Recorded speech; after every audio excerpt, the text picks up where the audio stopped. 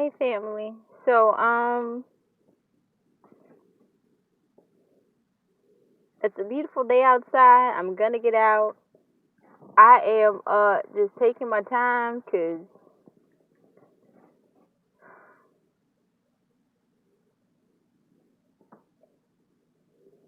it's a bit of a day. Um Mental health wise, depression was really acting up today. And one of my triggers of depression is not being patient. And one of the reasons I wasn't being patient is because it's like I have unrealistic expectations of what I think should be happening with my situation or my external circumstance. Um, and if I'm being honest, I haven't done everything I could do to make it better. I am going to work. Um, I reached out to resources about housing, but it's not working. So, well, no, let me phrase it. Those didn't fall through because they're not for me. So, okay. Um, and also dealing with the emotions of being apart from my daughter going on about 2 weeks and a half. Yo, it's something when you're not able to physically touch your daughter or the child that you held in your stomach that you love. It's something. But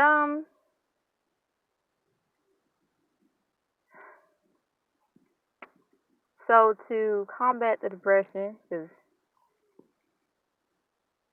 not combat, but to I don't want to use that word, to remedy it, to reverse it.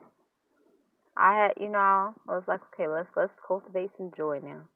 To do it, I had to identify what my trigger was. Like I said, my trigger is being impatient. So I started looking up information about patience, and I'm still learning. Basically, if you have an issue with patience, patience doesn't care. Think of patience like that really fly chick or dude who just got it going on, and most people don't like them, but you notice they got like a small group of friends, but like they got them real good friends, and you never know what's going on with them because their friends never tell their business. But it's like, let's say that one day you take your time, like you really take your time and you slow down, and you decide to get to know patience, and she one of the coolest chicks in the world, wise as ever, slow and steady. And if you prove yourself to her, then she like, yeah, we can be friends. And even if you don't, you don't commit to it, she still respects you. And she don't care if you talk shit about her. So, I apologize, Patience, for not honoring your gift. Because the answer, wait to be patient and know, is an answer. It's a gift. It's the universe saying our time right now. So, I'm getting to know Patience. That's going to help with the forgiveness. Because I was trying to force forgiveness to happen. I thought if I had forgave those who had harmed me, quick, fast, in a hurry, my manifestations would come in. I'm doing the physical work, but it's like divine timing has its own timing, you know what I mean? But then outside of the physical work and setting your intentions, there's the inner work that still needs to take place. So I'm constantly doing it. And it's like I had this unrealistic expectation that if I'm doing shadow work around the clock and then going to work and light working, then my manifestations will come rolling in. No, it don't work like that for me. um, So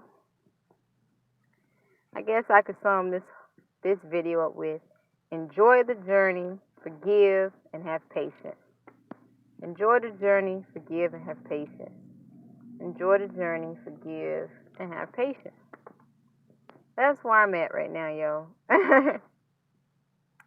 And also, I am basically my closet of skeletons is almost bare. So let's just I have an insecurity. And what's your insecurity? Let's air it out on the table because everybody got one, and possibly after you say it, you'll be like, "Oh, they don't." Whatever your insecurity is, let it out. Shadow work. So these bumps on my forehead are. It's embarrassing for me to have them, egotistically. Um, show you the ones on my. I hope you see them. See. Yep. So, and I just recently got them.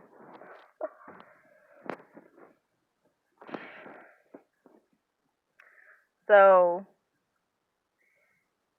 with the and they let's keep it real. They bed bug bites. It's teaching me that beauty truly is skin deep because I got a fart. Yes. As beautiful as I am on the outside, if I were to have a tragic event happen or my physical appearance was drastically altered, I have to know I'm still beautiful. I have to know I'm beautiful no matter what, so that I'm not relying on somebody else to be like, girl, you got it going on. I gotta know I'm beautiful despite any physical appearances. So I bring that up. Um, because we gotta let these skeletons out the closet, and I got nothing to hide. I'm an open book. So a couple of nights ago, I was blessed to be able to stay in a home, no strings attached. No one tried to sleep with me. Beautiful home, like a museum. Basically, if it was a museum, it would be called the Bachelor's Pad Museum. Top notch, beautiful stuff. The gentleman said, "Hey, you can stay with me for a couple of nights," and I'm still learning how to trust and listen to my intuition. But my intuition said it's okay. And I had some very evolutionary conversations with the gentleman and a friend of his. I learned how to listen better. Well, when I'm in the bed, I started noticing my skin was itching. And earlier, I went for a walk outside. And I'm a nature kind of gal. So I was just like, maybe I just need to take a shower. So I took a shower that night. And I went to sleep. Woke up, hella bumps. Now, knowing that I know how my skincare regimen is,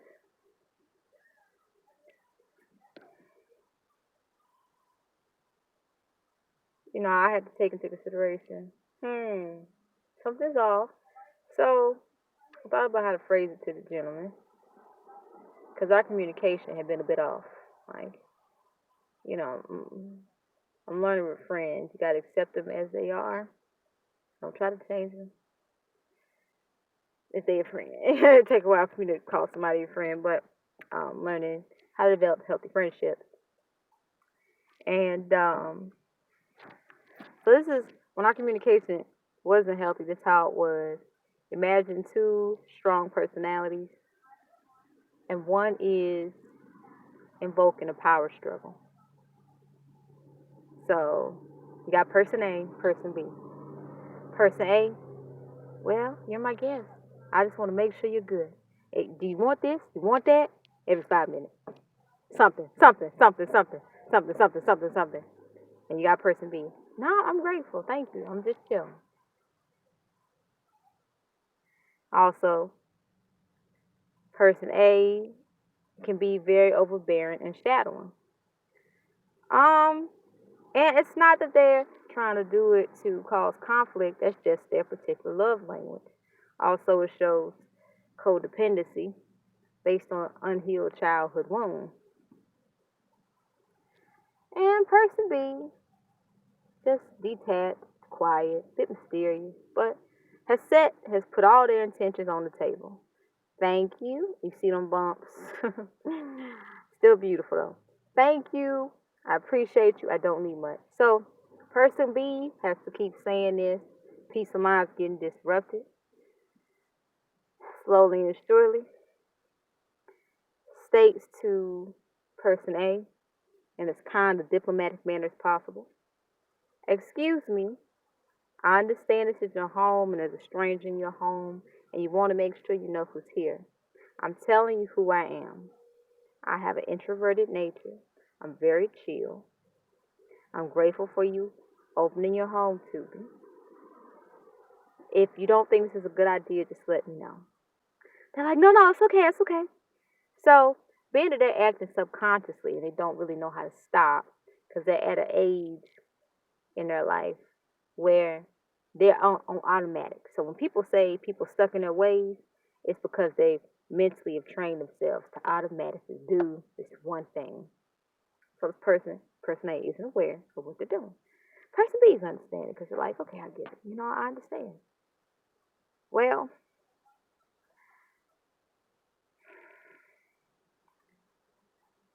person B's at work, noticing the bumps, did their routine care.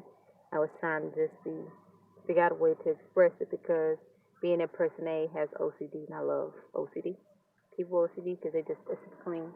Trying to express it because I already noticed the person's a bit insecure, afraid of being walked out on. So I'm trying to figure out a way to say it. So I believe I said it in as diplomatic a way as I possibly could, but they got offended and said, you probably brought them in with you.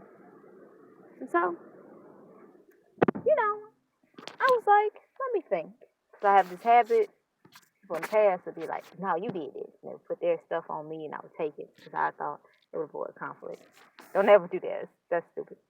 So I started almost to do it, but then I was like, nah, I done got way too much of my power back to start this bullshit. So let me think.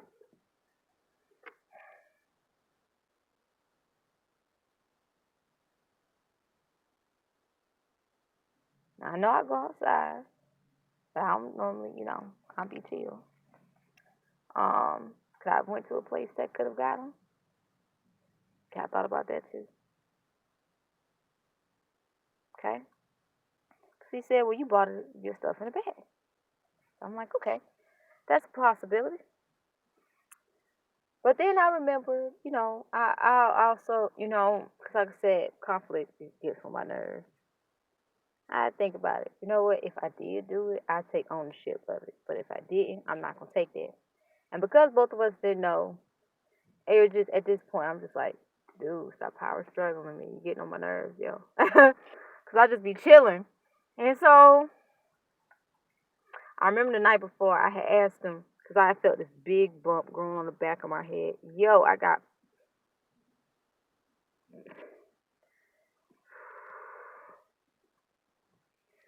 And I asked, what is that? Is that like a hair bump? Oh, what is it? He said it was a hair bump. Everybody gets it. So I got a bump growing on the back of my head.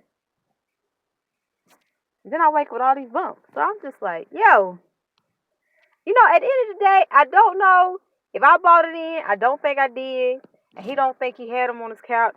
So at the end of the day, don't really two fucks matter how it got in. Just need to get out. Okay? So he started getting, started the power struggle. And I was like, yo, I really do like the bed. I love the beautiful shower. I love that I got to watch old movies with you. I love that I had a mentally stimulating conversation with you and your buddy. But at the end of the day, my peace of mind is getting disrupted because you don't just shut up. You're not getting it. I have a introverted nature. So you just keep talking and asking questions and butting into my personal space. and you keep throwing yourself on me. And I get it, it's your love language. Like, I want to be a protector, do things for you. What I'm telling you and showing you is that I'm very independent. I'm pretty chill. I'm very clear cut and concise. If I need help, I'll ask you. Now, there comes a point on your journey where some days you're just going to be like, this shit ain't worth it. And I got up and left.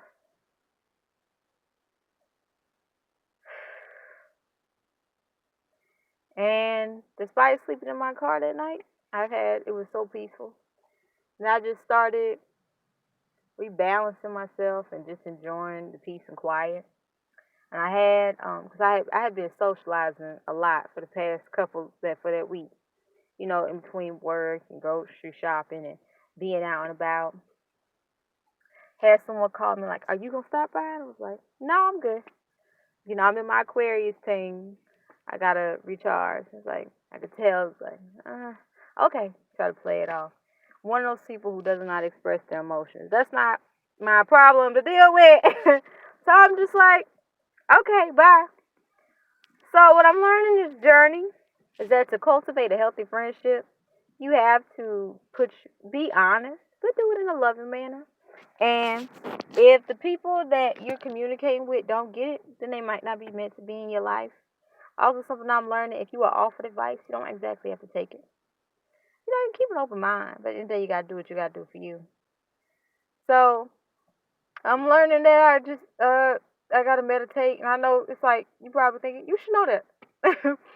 But I've been avoiding meditation because it means stillness, and being that I like to think, it's like I overthink sometimes. So I'm going to purposely slow down so I don't overthink and come from my heart space. And then currently working on balancing out spiritual aspects of life with just responsibilities. It's like some days I fall to the point where it's like I'm neglecting my spirituality to take care of responsibilities, or my spirituality has become too much of it that I've forgotten some responsibilities. So now I'm trying to find that balance. You have mastered it. Please tell me how you do it.